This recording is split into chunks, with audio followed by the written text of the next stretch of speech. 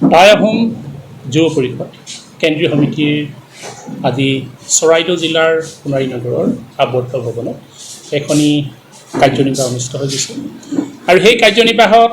আমি আগন্তুক দিনত কেইবাটাও আজি সিদ্ধান্ত গ্ৰহণ কৰা হৈছে।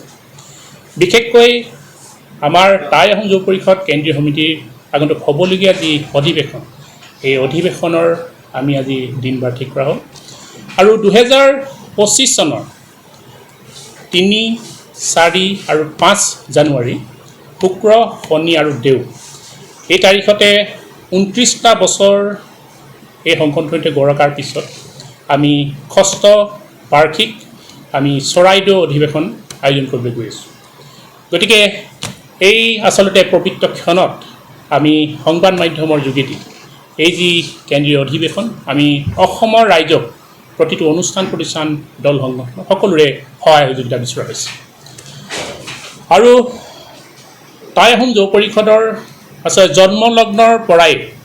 যিকেইটা আমি দাবী কৰি আহিছোঁ, বৰ্তমানৰ আহোমলেণ্ডো তাত সন্নিৱিষ্ট হৈছে। আহোমলেণ্ড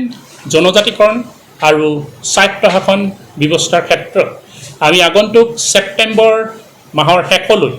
আমি দিল্লীলৈ যাত্ৰাৰ এটা অনুষ্ঠান ৰাখিছোঁ আৰু দিল্লীত গৈ প্ৰধানমন্ত্ৰী, গৃহমন্ত্ৰী, আমাৰ অৰ্জুন মুণ্ডা জনজাতি পৰিক্ৰমা মন্ত্ৰী আৰু তেনেধৰণে আমাৰ লগত সংগতি ৰাখি যিকেইজন মন্ত্ৰী আছে তেওঁলোকক আমি মেমৰেণ্ডাম দিয়াৰ কথা আজি সিদ্ধান্ত গ্ৰহণ কৰা হৈছে আৰু লগতে অক্টোবৰ মাহতে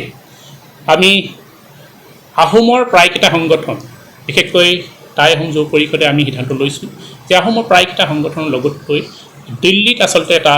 ধৰ্ণাৰ আচলতে কাৰ্যসূচী, মূল যি জনজাতিকৰণৰ স্বায়ত্তশাসন ইয়াৰ ওপৰত এটা কাৰ্যসূচী লোৱা হৈছে আৰু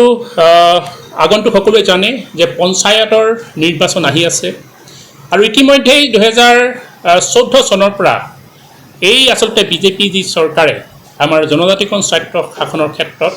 বহুকেইটা নিৰ্বাচনৰ পিছতো আমাক কিন্তু প্ৰতাৰণা কৰি আছে। মূল দাবীৰ ক্ষেত্ৰত আজি কপিতা তেওঁলোকে আমাক যি প্ৰস্তাৱ দিছিল যে 6 জনগোষ্ঠীক জনজাতিকৰণ কৰা হ'ব, টাই আহোমসকলক জনজাতিকৰণ কৰা হ'ব, এই ক্ষেত্ৰত কিন্তু তেওঁলোকে কোনো ধৰণৰ পদক্ষেপ লোৱা নহ'ল আৰু সম্পূৰ্ণ গোটেই ব্যৱস্থাটোকে আচলতে তেওঁলোকে বেবেৰবান কৰি পেলালে। সেই গতিকে আগন্তুক পঞ্চায়ত নিৰ্বাচনৰ আগে আগে আমাৰ প্ৰত্যেকখন জিলা আৰু মহকুমাৰ সদৰৰ লগতে গাঁৱে ভূঞে আমি এই ক্ষেত্ৰত তীব্ৰ আচলতে প্ৰতিবাদ সাব্যস্ত কৰা হ'ব, এই সিদ্ধান্ত আজি আমি লোৱা হৈছে আৰু বৰ্তমান আচলতে যি আচলতে অসমৰ এটা পৰিৱেশ সৃষ্টি হৈছে, বহিৰাগতৰ যি অটপালি শিৱসাগৰ ক্ষেত্ৰত আমি দেখিবলৈ পাইছোঁ যে বহিৰাগতই আচলতে খিলঞ্জীয়া এজনী ছোৱালীক যেনেধৰণে তেওঁলোকে হাৰাশাস্তি কৰিছে আৰু আগন্তুক আমি ঢিঙতো দেখিছোঁ, ঢিঙৰ আচলতে মিয়া মুছলমানে যেনেধৰণে আমাৰ খিলঞ্জীয়া যুৱতীসকলক যেনেধৰণে নিৰ্মমভাৱে আচলতে তেওঁলোকে ধৰ্ষণ কৰা হৈছে। এই ক্ষেত্ৰতো টাই আহোম যুৱ পৰিষদৰ স্পষ্ট সিদ্ধান্ত এটাই যে বহিৰাগত আগন্তুক দিনত এই উজনি অসমত বিভিন্ন ক্ষেত্ৰত আমি মাটি বাৰী কিনাৰ ক্ষেত্ৰত আমি প্ৰতিবন্ধকতা আৰোপ কৰিম আৰু মিয়াৰ ক্ষেত্ৰত ইতিমধ্যে আমি কালি ঘোষণাই কৰিছোঁ যে 7 দিনৰ ভিতৰত উজনি অসমৰ পৰা এই মিয়া মুছলমানসকলক সম্পূৰ্ণৰূপে ইয়াৰ পৰা বিতাড়িত কৰা হ'ব আৰু যিসকল আচলতে ব্যক্তি বা যিসকলে প্ৰতিষ্ঠান বা যিসকলে তেওঁলোকক নিয়োগ কৰা হৈছে বিভিন্ন কামত বা যিসকলে খেতিপথাৰত নিয়োগ কৰা হৈছে তেওঁলোকক আমি সকিনি প্ৰদান কৰিছোঁ, অতি শীঘ্ৰে আপোনালোকৰ প্ৰতিষ্ঠানৰ পৰা আপোনালোকৰ ঠাইৰ পৰা তেওঁলোকক কিন্তু উজনি অসম ত্যাগ কৰিবলৈ আমি সাৱধান মাৰি শুনাইছোঁ, নহ'লে কিন্তু টাই আহোম যুৱ পৰিষদে বল প্ৰয়োগ কৰা হ'ব। আৰু যোৱাকালি এটা কথা আমি শুনিবলৈ পাই অতি দুখিত হৈছোঁ বা হাস্যকৰ হৈছোঁ যে আব্দুৰ ৰছিদ মণ্ডল নামৰ এজন পশ্চিম গোৱালপাৰা সমষ্টিৰ বিধায়কে তেওঁ চেলেঞ্জ দিছে যে মিয়াক আপোনালোকে কোনোপধ্যেই খেদিব নোৱাৰিব, 30টা সংগঠনে খেদিব নোৱাৰিব। গতিকে আমাৰ কথা স্পষ্ট যে